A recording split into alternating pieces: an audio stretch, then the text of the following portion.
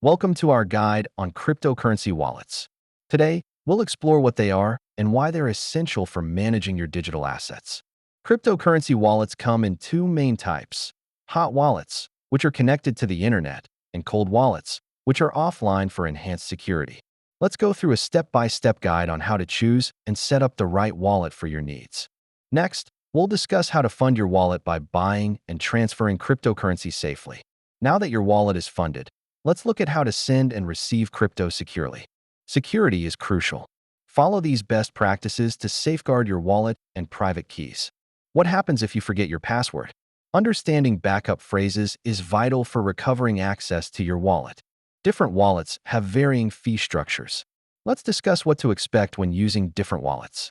Regular updates are essential for maintaining your wallet's security and functionality. Here's why software maintenance is crucial.